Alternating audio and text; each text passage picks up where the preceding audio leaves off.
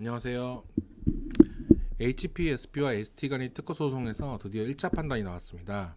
제가 올해 초에 HPSP와 ST 간의 특허 소송을 주제로 영상을 하나 찍었었는데 여러분들께서 이 영상을 많이 시청해 주셨어요.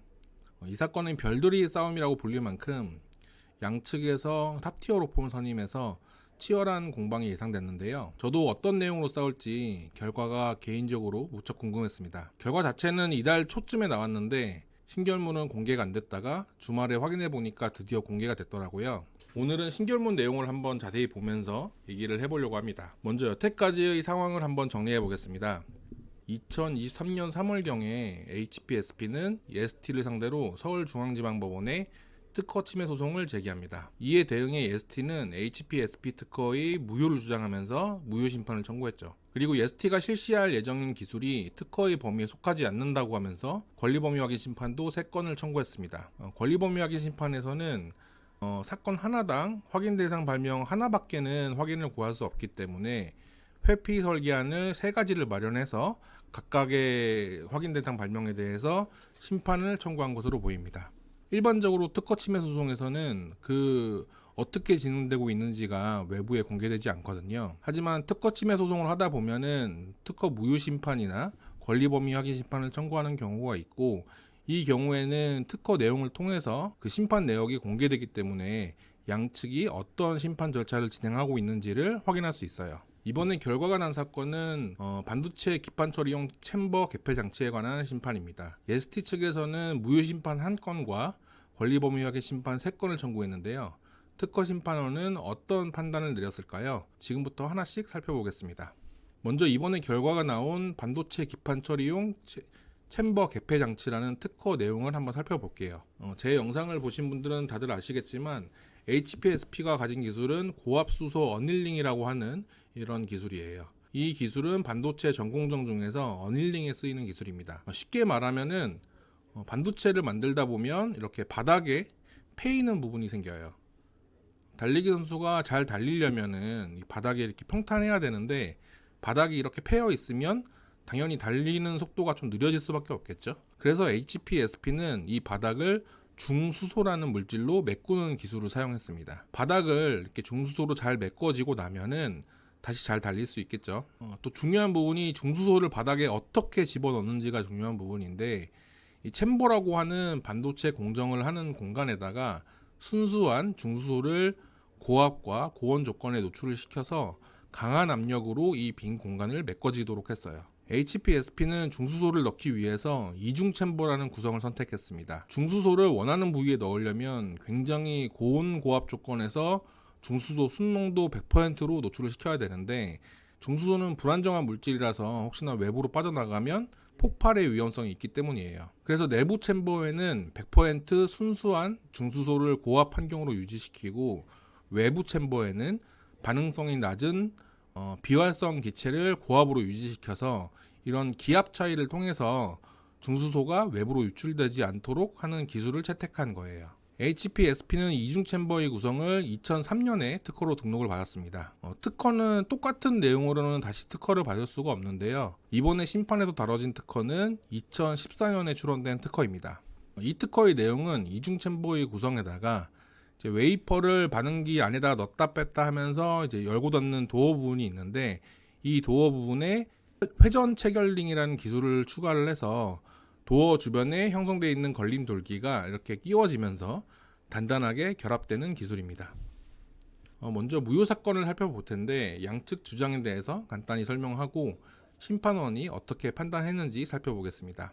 HPSP 특허는 내부 챔버와 외부 챔버의 이중 구조, 그리고 회전 체결링이라는 핵심 구성을 포함하고 있습니다. ST는 HPSP 특허 발명이 기존에 공개되어 있는 기술을 통해서 쉽게 도출해낼 수 있다고 주장을 했어요. ST는 선행기술문헌에서 유사한 이중 챔버 구조가 이미 공개되어 있다는 점, 그리고 회전 체결링 역시 기존 체결 방식에서 일반적으로 사용되던 기술적 구성이라는 점을 근거로 들고 있었습니다. ST는 이런 이유로 HPSP 특허가 진보성을 갖추지 못했다고 주장하면서 특허 심판원에 무효 심판을 청구했습니다. HPSP는 특허의 정정이라는 절차를 통해서 대응을 했어요. 특허의 정정이라는 절차는 특허가 등록된 이후에 특허의 내용을 사후적으로 변경시킬 수 있는 절차입니다. 보통 무효 심판을 당했을 때 특허권자의 방어권으로 이용되기도 합니다.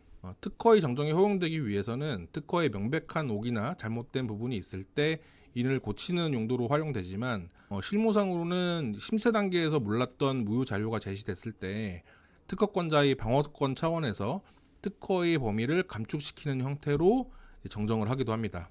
HPSP는 완충 지지 수단이라는 구성 요소를 추가했습니다. 이 반도체 챔버에는 웨이퍼가 들어가고 나오고 하려면 도어가 있어야 되는데 회전 체결링 부분에 충격이 가해져서 깨질 수가 있어요. 이 특허에는 완충 지지 수단이라는 것이 있고, 이것은 웨이퍼가 이렇게 들어갔다 나왔다 할 때 전달되는 충격을 완화시키는 기능을 합니다. HPSP는 특허의 정정을 하면서 EST 무효 주장에 대응했습니다. 특허 심판원에서는 정정이 적법한지를 먼저 판단을 하고 진보성을 판단하게 되는데요. 그런데 특허의 정정은 적법하다고 인정이 됐어요. 정정의 적법성은 크게 다투지 않았던 것으로 보입니다. 정정 이후에 진보성 판단이 대상이 된 발명의 주요 구성은 세 가지입니다. 첫 번째로는 내부 챔버와 외부 챔버의 이중 구조의 형태고요. 두 번째로는 챔버 도어를 밀폐시키는 회전 체결링입니다. 그리고 정정을 통해서 부과된 충격을 흡수하는 완충 지지 수단, 이렇게 세 가지 핵심적인 구성이 있습니다. 특허 심판원은 회전 체결링과 완충 지지 수단에서 EST가 제시한 선행 발명과 목적이랑 구성이 다르고 또 현저한 작용 효과를 갖기 때문에 HPSP 특허의 진보성이 부정되지 않는다고 판단했습니다.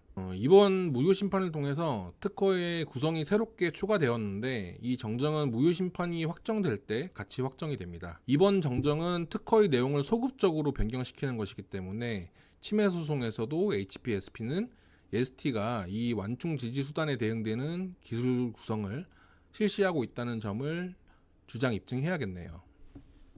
다음으로 권리범위 확인 심판 결과를 살펴볼 건데요. 먼저 권리범위 확인 심판이 어떤 절차인지부터 간단히 설명드릴게요. 권리범위 확인 심판은 특정 기술이 특허의 권리범위에 포함된지를 판단받기 위해서 청구하는 절차입니다. 이 심판은 주로 특허 침해 소송과 관련되어서 진행이 됩니다. 청구인은 자신이 실시하거나 실시하려는 기술이 특허 침해에 해당되지 않는다는 것을 확인받기 위해서 보통 이 절차를 활용합니다. 특허권자도 상대방이 실시하는 기술에 대해서 이 권리범위 확인 심판을 청구할 수 있고, 실시하는 쪽에서도 자기 기술이 특허의 권리범위에 속하지 않는다는 것을 확인받기 위해서 이 심판을 청구할 수 있습니다.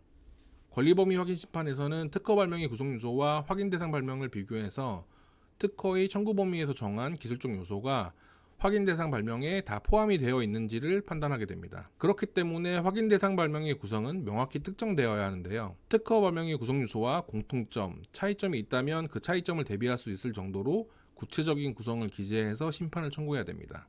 만약에 확인 대상 발명이 특허랑 비교할 수 있을 정도로 구체적으로 특정되어 있지 않다면 심판을 하기도 전에 각하가 돼버려요. 실무적으로도 권리범위 확인 심판에서는 이 특정 문제를 두고 치열하게 양쪽에서 다투게 됩니다.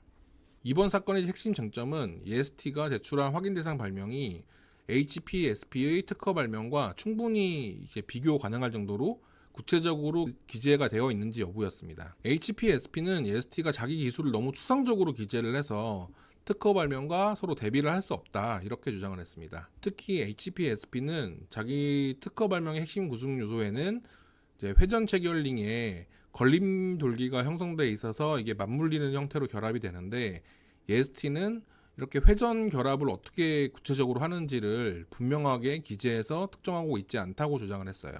PSP는 EST가 자기 기술을 명확하게 기재하지 않아서 심판을 더 할 필요도 없이 이건 각하되어야 된다, 이렇게 주장을 했습니다.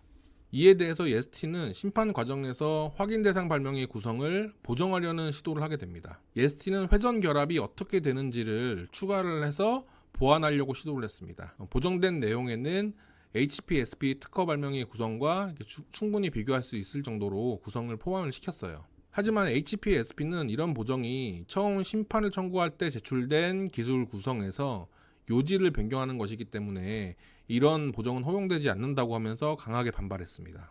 심판원은 HPSP 주장을 받아들였습니다. 심판원은 확인 대상 발명이 처음 심판 청구할 당시에 어떤 기재되어 있던 그런 기술 구성으로는 특허 발명과의 기술적 차이를 충분히 대비할 수 없다고 판단을 했습니다. 그리고 보정된 내용은 기존의 설명서나 도면에 기재되지 않았던 새로운 기술적 요소를 포함하고 있는 것이기 때문에 이는 심판 청구서의 요지를 변경한 것에 해당된다고 판단을 했습니다. 결국 ST의 심판 청구서 보정은 허용되지 않았고 심판 청구 자체가 부적법하다고 봐서 실체 판단은 받아보지도 못하고 심결각하되었습니다. ST는 심판원의 이런 판단에 따라서 11월 5일에 확인 대상 발명을 다시 보완을 해서 심판 청구를 한 것으로 보여요. HPSP와 ST 간의 분쟁이 1차적으로는 판단이 나왔지만 아직 분쟁이 끝나려면 갈 길이 멀어 보입니다. 우선 HPSP는 무효는 피했지만 특허법원의 판단이 아직 남아있고 또 무효에서는 완전히 이긴다고 해도 완충 지지 수단이라는 것을 특허의 정정을 통해서 추가를 했기 때문에 심해 소송에서는 또 이 부분도 해결해야 되는 문제로 남았어요.